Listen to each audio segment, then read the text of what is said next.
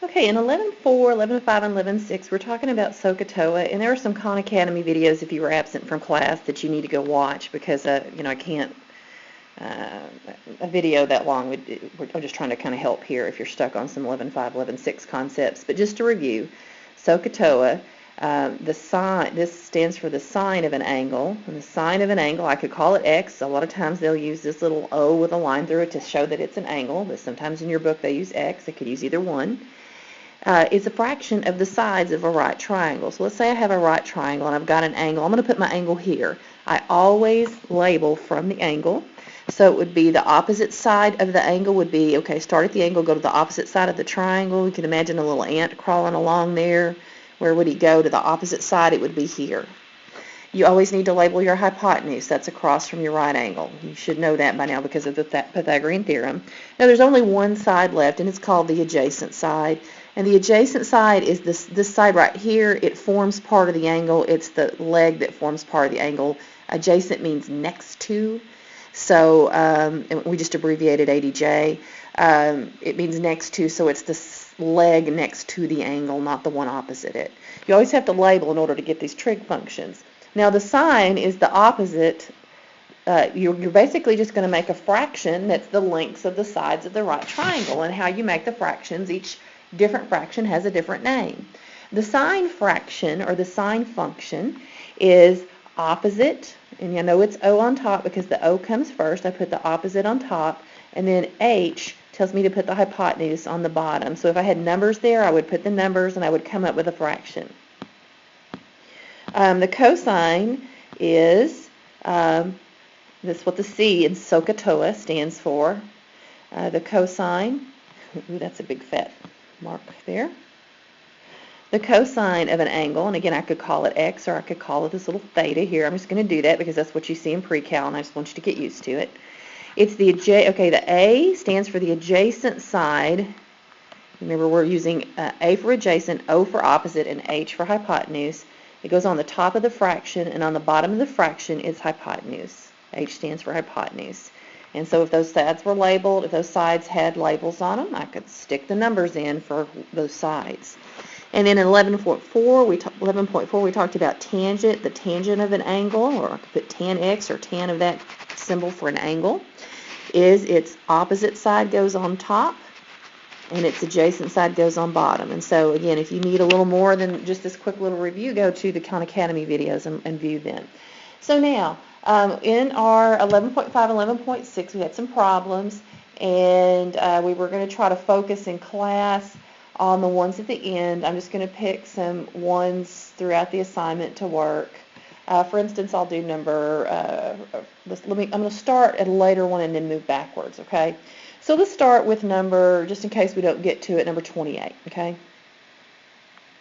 Number 28, there's a right triangle, and instead of using the theta that I use, they're going to use x to describe the angle, and they're going to put 27 here and 54 here.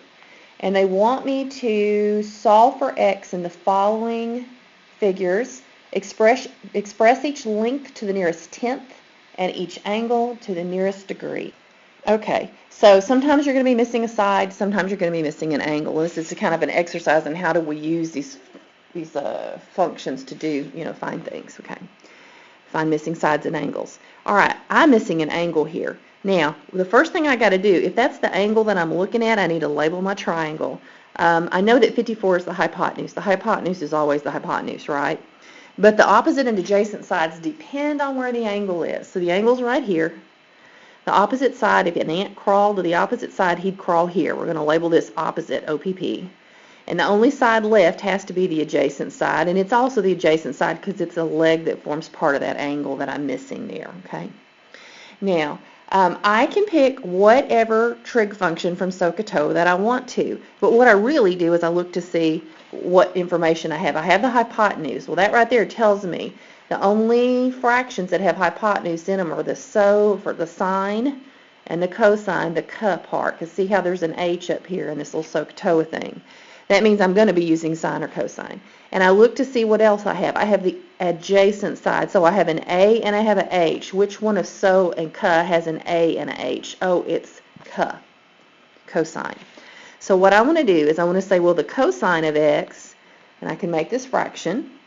The cosine of the x is the opposite side, the adjacent side, A stands for adjacent, over the hypotenuse. Again, I just put the adjacent on top and the hypotenuse on bottom. I'm using that K from SOHCAHTOA to help me build my fraction. Okay, well, what was the adjacent side? It was this 27 up here on the figure. What was the hypotenuse? It was that 54 up in the figure. So the cosine of x is equal to 27 over 54. Now, what they want me to do is find x, right? Well, x is a missing angle here. If they just wanted the cosine fraction, this would be my answer. I would just reduce it. But they don't. They want the angle. So here's what I have to do. In order to find the angle, here's how you do this. You have to use your calculator here. I'm going to tell you what to do on the calculator to find it, and then I'm going to show you how you would represent that algebraically. Because algebraically it looks a little weird, but you do it in your calculator. To find a missing angle on my calculator, I have to hit second on the TI graphing calculators, and hopefully you've got an 83, 84. You hit the cosine button, because above the cosine button there's this cosine. It looks like cosine of the -1. That means inverse cosine. It means, okay, I don't have the angle.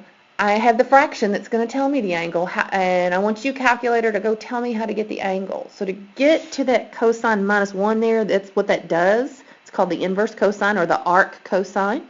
I have to hit the second button, I hit the cosine button, and usually your calculator is going to open up a parentheses, and we're going to type in 27 divided by 54. If I'm being real careful, I'll close my parentheses, and then I'm going to hit enter. Now, in order for this to work and for you to get the right answer, you've got to have your calculator set in the right mode. Anytime you reset your calculator with the second plus 712, it automatically resets it to radians, because that's usually what scientists work in, are radians. But we're working in degrees here as we get familiar with the trig functions. So I got to change my mode to degrees, and here's what I do to do it. I go hit mode. It's on the top row of your calculator by the second button. It's not the very top row, but maybe I should say it's the second row on the calculator. I hit mode, and then I'm going to use my arrow, my down arrow, and I'm going to space to the third row where it says radian. At least on my calculator it's the third row. And I'm going to space with the right arrow over, and I'm going to highlight degree. I'm going to get the cursor over degree blinking. And as soon as I do, I hit enter, and that makes it stick on degree. Now, to get where I could type this in, I have to hit second quit. Okay?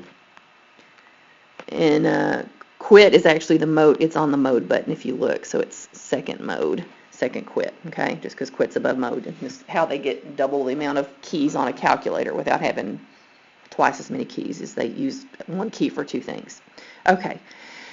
So then, after I do all this, I can type this in. If you didn't remember to put your mode into degrees from when we talked on 11.4, this is how you'd have to do it. Then you could type this in, and once you type it in, if you hit second cosine, and you're going to type in 27, divide is your fraction bar by 54, and you hit enter. Oh, this is a 60-degree angle here. Okay, so we didn't need to round it. It's 60 degrees. All right, well, what if it's not a side, what if it's not an angle that's missing? What if it's a side that's missing? Let's back up to 27, okay? And 27, oh, I didn't draw it right, so I'll start over. I'll use a different color since I messed that up. It looks something like this, okay? And my x is here. It's actually on my hypotenuse. I've got 13 degrees here, and I have 35 here. Now, if I'd had two sides, I could have just used the Pythagorean theorem to find that hypotenuse, but I don't.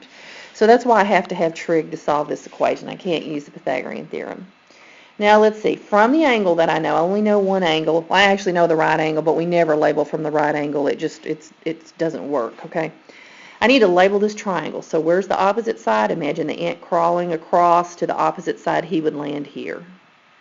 The hypotenuse is always across from the right angle, so that's easy to find.